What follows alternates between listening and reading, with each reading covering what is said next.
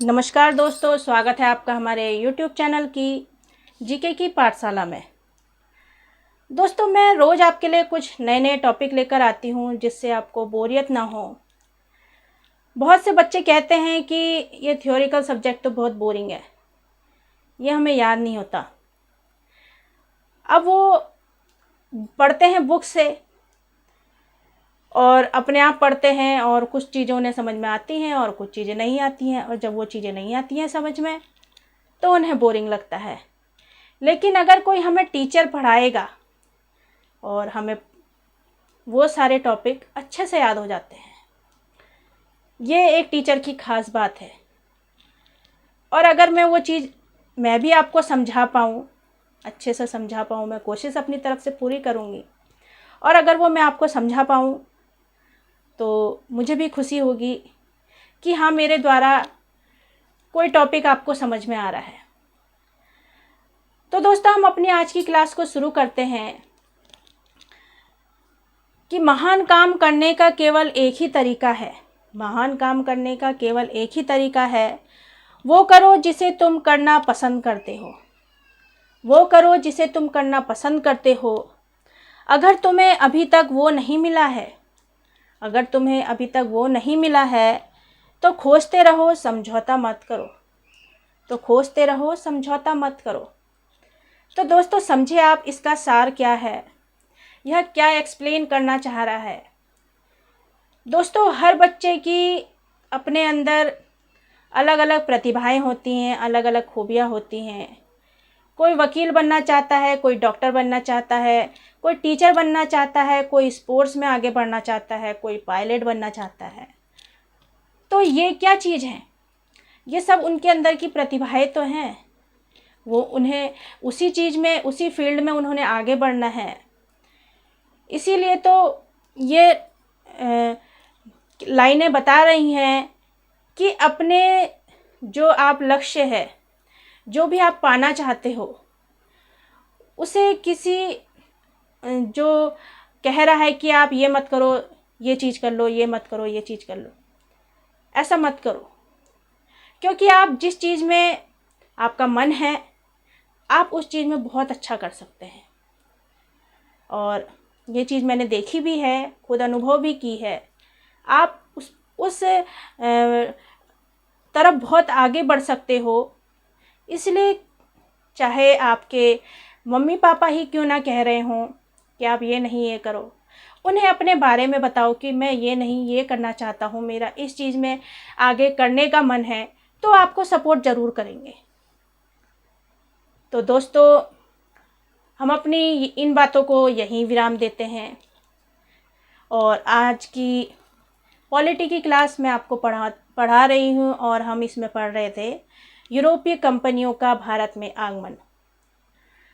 अब यूरोपीय कंपनियों का भारत में जो आगमन हुआ था, तो उसमें सबसे पहले कौन आया था? उसमें सबसे पहले आए थे पुर्तगाली। अब पुर्तगाली जो आए थे, उसमें कौन सा व्यक्ति था जिसने समुद्र मार्ग की खोज कर डाली? और समुद्री मार्ग की खोज करने की उसे क्या ज़रूरत पड़ गई? तो दोस्तों, ये सारी बातें आज मैं आपको बताती हूँ कि पुर्तगालियों में सबसे पहले वास्को डी गामा आया था भारत में और उसने ही समुद्र मार्ग की खोज की। अब उसने समुद्री मार्ग की खोज क्यों की? क्योंकि दोस्तों, जो कुस्तुनतुनिया वाला इलाका है, मैंने आपको बताया था, उसमें जो राजा था वो वहाँ पर कब्जा करके बैठ गया था। ऑटोमन साम्राज्य का जो राजा था वो वहाँ कब्जा करके बैठ गया था और उसने वहाँ से आगे बढ़ने के लिए बहुत सारा टैक्स लेना चाहा। अब ये जो यूरोपीय कंपनियां हैं, ये टैक्स नहीं देना चाहती थी। अब इन्होंने सोचा हमें टैक्स तो नहीं देना है, तो क्यों ना हम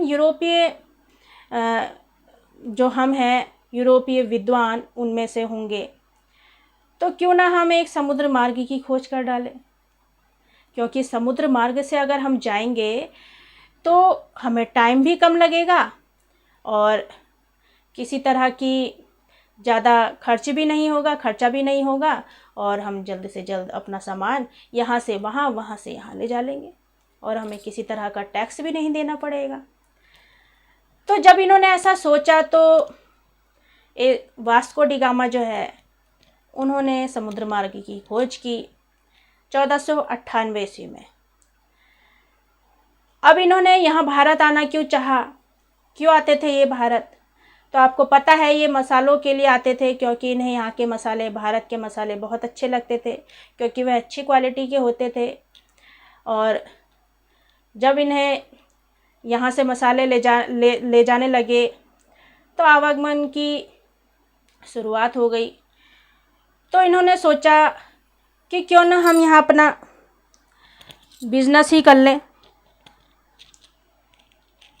इन्होंने, पुर्तगालियों ने सोचा कि क्यों ना हम अपना यहाँ बिजनेस ही कर लें, क्योंकि यहाँ तो बहुत धन है, बहुत संपत्ति है और यह तो भारत बहुत क्या कहते हैं, संपत्ति वाला देश है। और अगर हम यहाँ रहेंगे और यहाँ शासन करेंगे तो हम तो यहाँ से दुगना कमा सकते हैं, क्योंकि यहाँ से जो चीज़ ये सस्ते में ले जाते थे वो अपने देश में ले जाके दुगने दाम पे बेचते थे और अपने वहाँ से जो चीज़ लाते थे उसे यहाँ दुगने दाम पे बेच देते थे। तो इन्हें तो दोनों तरफ से फ़ायदा होता था। तो जब वास्को डी गामा यहाँ आया और यहाँ से जो भी धन लेकर आया था उन्हें दुगने दाम में यहाँ से ले गया, तो वहाँ लोगों के खबर फैल गई। लोगों जब कहते हैं कि ना कोई बात निकलती है तो वह आग की तरफ फैल जाती है, वैसे ही इनके साथ भी हुआ कि जब पुर्तगाली में ये वास्को डी गामा आया और उस दुगने दाम में यहाँ से पैसे ले गया, धन ले गया, तो जब वहाँ पता चला और कंपनियों को भी कि ये तो बहुत मतलब वहाँ से कमा के लाया है भारत से, तो क्यों ना हम भी अपना राज्य करें वहाँ, क्यों ना हम भी अपना आधिपत्य जमाएं वहाँ। तो उसके पीछे पीछे अंग्रेज आ गए, डच आ गए, डेनिस आ गए और कौन आ गए लास्ट में, फ्रांस आ गए। अब 1498 में तो पुर्तगाली आए, उसके बाद अंग्रेज आ गए 1600 में, 1602 में फिर डच आ गए, 1616 में डेनिस आ गए और 1664 में फ्रांसीसी आ गए। लेकिन लास्ट तक कौन रहे? अंग्रेज रहे। अब अंग्रेज क्यों रहे? वो क्योंकि ज़्यादा ताकतवर थे। लेकिन उससे पहले भी मैं आपको कुछ बताना चाहूँगी पुर्तगालियों के बारे में कि पुर्तगालियों ने अपनी कंपनी बनाई थी यहाँ भारत में। वो कंपनी का नाम था एस्तादो दा इंडिया। एस्तादो दा इंडिया जो था, इन्होंने अपनी यहाँ कंपनी बना ली और जो इन्होंने समुद्री मार्ग खोजा था उस समुद्री मार्ग से इन्होंने टैक्स लेना भी शुरू कर दिया। और उस समय मुग़ल साम्राज्य के जो महान शासक थे अकबर, उन्होंने भी टैक्स दिया। समुद्री मार्ग से जाने आने का जो भी सामान आता था या व्यक्ति आता था, सबसे टैक्स लिया जाता था। और उस टैक्स को क्या कहते थे? कार्ड्स। क्या बोलते थे? कार्ड्स। तो कुछ इन्होंने अच्छे काम भी किए। इन्होंने यहाँ प्रिंटिंग प्रेस दी, हमारे भारत में एक प्रिंटिंग प्रेस लाई ये। और तंबाकू भी इन्हीं की देन है यहाँ, जो इन्होंने तंबाकू दिया। और आज बहुत से लोग इन्हीं वजह से, तंबाकू जब शुरू हुआ तो इसी वजह से और भी चीज़ें आ गई, नशीली चीज़ें। और हमारा ज़्यादा से ज़्यादा लोग जो हैं, जो छोटे बच्चे ही हैं अभी, उन्हें भी इन चीज़ों की लत लग गई। तो उन बच्चों को भी समझना चाहिए कि ये अच्छी चीज़ नहीं है, इनसे हमारा कोई भला नहीं होने वाला। खानी है तो अच्छी चीज़ें खाइए, क्यों हमें इन चीज़ों के पीछे पड़ना है। तो इन्होंने तंबाकू की खेती भी यहाँ शुरू करवा दी। लाल मिर्च, काली मिर्च और भारत में जहाज़ निर्माण, ये सब इन्हीं की देन है, पुर्तगालियों की। और 1556 में इन्होंने पहली प्रिंटिंग प्रेस बना डाली यहाँ भारत में। अब मैंने आपको बताया था इन्होंने एस्तादो दा इंडिया कंपनी बना दी थी यहाँ पुर्तगाल में। और उसके बाद अंग्रेज़ों ने बनाई अपनी ईस्ट इंडिया कंपनी, फिर डच ने बनाई, फिर डेनिस ने बनाई और फिर फ्रांसीसियों ने बना दी।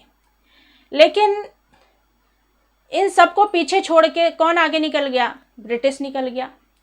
वो कहते हैं ना, रेस में जो सबसे आगे निकल जाता है वही सिकंदर होता है। तो बस ब्रिटिश ही सिकंदर थे उस टाइम पे यूरोपियों में, क्योंकि ये आगे निकल गए थे और इन्होंने बहुत टाइम तक हमारे भारत में राज्य करा और इनको बहुत आंदोलन के द्वारा इन्हें यहाँ से भेजा गया। तो ब्रिटिश ईस्ट इंडिया कंपनी जो 1600 ईस्वी में इन्होंने अपनी कंपनी बनाई थी, जॉन वॉट और जॉर्ज वाइट ने। किसने बनाई थी British east India company? John what और जॉर्ज वाइट ने बनाई थी। तो ब्रिटिश कंपनी ने भी आराम से, ये नहीं कि मतलब आए और तुरंत अपना यहाँ राज्य करने लग गए, नहीं, बहुत से लोगों ने विरोध भी किया होगा उस टाइम पे। तो किन लोगों ने विरोध किया और उस विरोध के द्वारा युद्ध भी हो गए। अब युद्ध कौन से हुए? एक प्लासी का युद्ध हुआ और एक बक्सर का युद्ध हुआ। अब प्लासी का युद्ध कब हुआ? 23 जून 1757 को। कब हुआ? 23 जून 1757 को हुआ। और बक्सर का युद्ध हुआ 22 अक्टूबर 1764 को।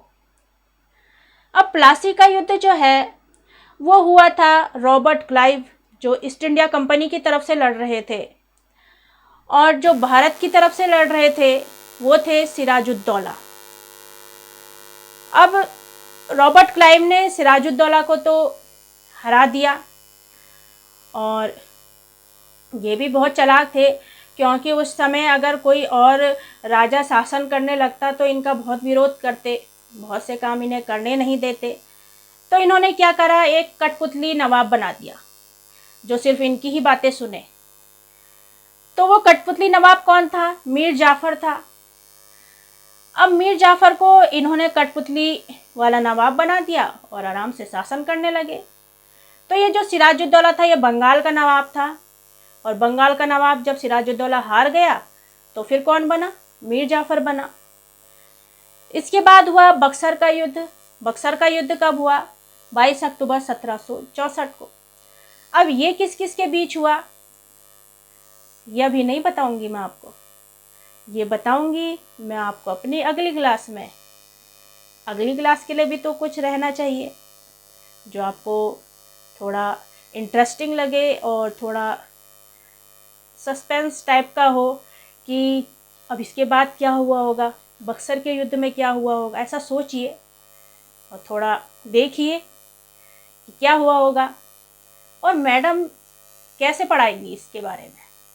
किताबों से तो आप पढ़ लेंगे मगर आपको उतना इंटरेस्ट नहीं आएगा, क्योंकि आप उसमें खुद पढ़ रहे हैं और यहाँ मैं आपको समझा रही हूँ। तो आप खुद देखिए कि आपको मैं जो समझा रही हूँ वो समझ में आ रहा है या आप बुक से जो पढ़ेंगे वो समझ में आ रहा है। मैं जो समझाऊंगी आपको वो ज़्यादा समय तक याद होगा, ये मेरा भी अनुभव है। मैंने भी बहुत से टीचरों से पढ़ा है और मुझे भी इस चीज़ का अनुभव है कि जो हमें टीचर पढ़ाता है वो हमें बहुत अच्छे से याद होता है और हम उस तरह से समझ नहीं पाते। इसलिए हमें हमेशा जन्म से लेकर मृत्यु तक हमेशा एक शिक्षक की ज़रूरत होती है।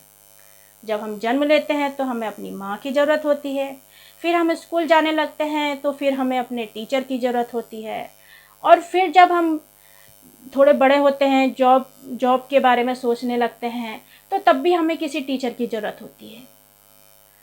इसलिए टीचर की अहमियत बहुत है इस पूरी दुनिया में। टीचर को बहुत पूजनीय माना जाता है। तो दोस्तों बातें बहुत हो गई और पढ़ा भी दिया मैंने आपको टॉपिक बहुत सारे। और आपको मेरी क्लास कैसी लगी ज़रूर बताइएगा, और मेरे चैनल को लाइक, शेयर और सब्सक्राइब भी ज़रूर कीजिएगा। अगर मेरा पढ़ाया हुआ आपको अच्छा लगा है तो आप सब्सक्राइब ज़रूर करेंगे मेरे चैनल को और लाइक भी करेंगे। तब तक के लिए अपना ध्यान रखें, स्वस्थ रहें, खुश रहें। Thank you.